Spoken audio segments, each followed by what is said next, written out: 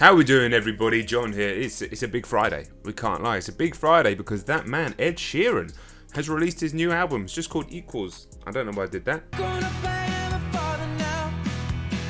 Everything has changed, but I am still the same somehow. Sinning out again, feeling low. Springsteen-esque, isn't it? And obviously you got a bit of Sam Fender in there. He's obviously very Springsteen-esque himself. Lyrically, he's not doing anything for me. When you are in my arms, it always will. Have no regrets, but wish I did things in a different way. Low fly zone, lawsuits and film stars. I like this kind of Imogen Heapy, multi-led. Touch of James Blake in there. That's a stretch.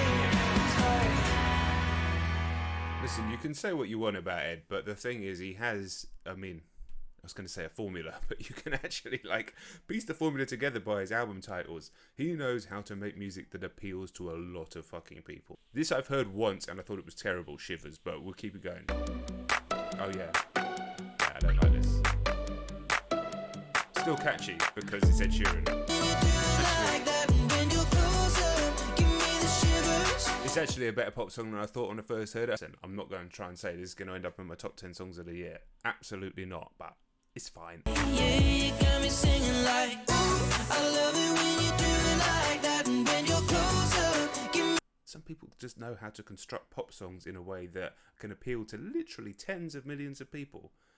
It's almost scientifically built. So you got to respect it in that way. But yeah, it's not something I'd listen to myself. Stop, you know you make me shiver. I thought it'd feel different.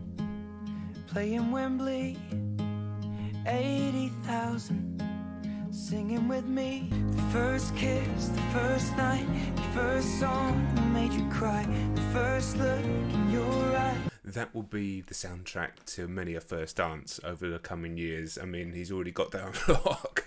Do you know what I mean? I've heard this song Bad Habits a million times. Normally I always play the whole album on these reactions, but I don't want to hear it.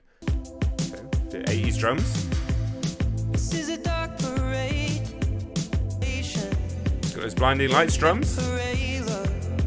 Bit of dancing in the dark as well. Springsteen again. There are times when I can feel your ghost spoke. I will always love you for what it's worth. I will always love you for what it's worth. I think musically and production wise the song's really strong. Obviously it's got that 80s sound. It's very familiar. It's not really breaking new ground in that respect, but the chorus is kind of whack. That's a shame, but yeah, it's a decent track, man. I hope there's something that really sparks me to life on this album, because he's capable of it and he's done it many times before, but it's a little bit too sanded off around the edges, really. The road that was broken brought us together. It would give you a diamond ring when I fold. You see this card scheme's super trite. This is you know, I've got time for you, mate, but this is a horror show. I can't lie, this is a horror show, these lyrics. No, you could fall for 1,000 kings and hearts.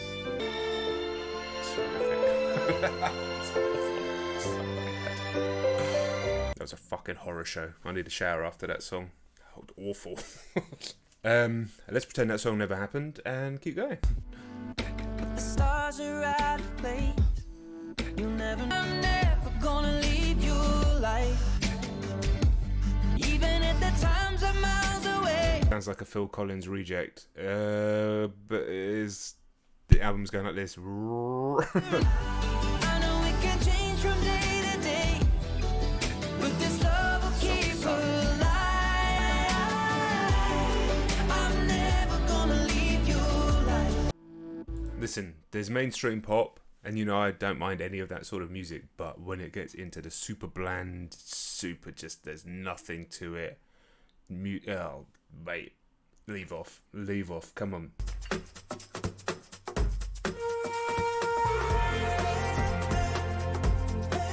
We've been in a storm, been to an Irish bar in central Rome. It's nice, yeah, the world hurts less when I'm by your side. Oh, I in the moment, you know you take all of my stress right down.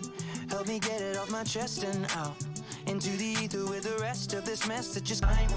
But we know what it feels to be low then up, alone then love, and all we need is us to go all night. Okay, this song's kind of wavy. Two-stepping with a woman I love, let's go all night. Yeah. Night, night. See that one doing well on the radio. I mean, they're all going to do well on the radio, won't they? Let's be realistic about it. But you can also see people dancing to that one. It's kind of a wavy track. I'm just getting a real cynical vibe from it. I feel like every song is just deeply constructed to get the maximum numbers possible. And even though at times he's talking honestly about himself, it's so relatable. I think anybody who's like in a married couple could be, oh yeah, that's like us. And he does that so well. And the thing is, when I bring that up, it's because he's literally spoken about that in multiple interviews. He wants to break all the records. And I get that, but that does sometimes come at the cost of a bit of edge in his music. And listen, he was never the edgiest artist in the world, but he was doing some crazy stuff. Don't forget, when he was young, playing all those house parties, one after another, grafting, collabing with grime artists. You know, he's got a lot of respect in a lot of places, and you know, he's still like a masterful songwriter. But I would just love him to really, really go fuck relatability, fuck numbers, and just really give us just one track. Photograph gets burnt, throw the match in gasoline. Hey, don't let the ones who hurt you see you cry. Rain, yeah, yeah, yeah, yeah. Can't stop the rain, yeah, yeah, yeah, yeah. I felt this song had a little bit of edge for a second, but it's just blanded out when it's come to this chorus. Shame. And it seems like time can be so much more than a wake-up call. Sometimes I feel like this record is for people that don't actually like music. It's music for people that don't like music. It's been a while since we've been alone. So turn off the world and the telephone. Apologize. I just get caught up in the rat race I'm running. Downtime. Maybe just press rewind. Me off the first time. And I wanna love tonight. One-on-one by the candlelight. Over and over we spend. I don't need Horny on Main Street, Ed Sheeran, at this point in the album. I need to change my perspective and prioritize. Sometimes when you're trying to be relatable to that many people, you end up saying absolutely fuck all. I wish the heaven at visiting hours. Oh, sugar river we could sail upon. Marshmallow books and strawberries. Snowman made of ice cream. Mate, Ed, why do you have to make songs that make me want to throw up? Listen, I'm a parent. I love a good dad song. I love a beautiful song about your children. You know me, you can see it on previous reactions on this channel. But this song with the plunky plonky instrumentation just makes me want to run my knee into a sharp corner of a chair. You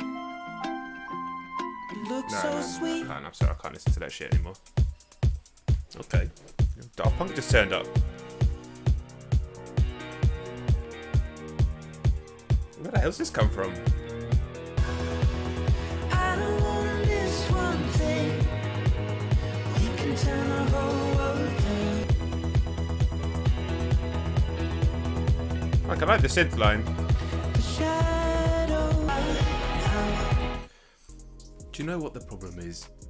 This album is just so cynically produced at so many points that even the moments that feel a little bit real or feel a little bit honest and raw, I just got it in the back of my mind that they've just been constructed to relate to certain things. That's why that Visiting Hours song is a deeply sad song, but in my mind I was just like, fuck you. Are you creating a song to deliberately pluck on the heartstrings of people that have experienced certain things, the hundreds and hundreds of thousands of people that have experienced a certain thing, you know, with this losing a parent or a grandparent and having children? I think that's basically what that song's about. What makes the whole project, every single element, everything that is supposed to have some emotional honesty or rawness or beauty to it, it just feels like a product, like it was designed at Apple or something.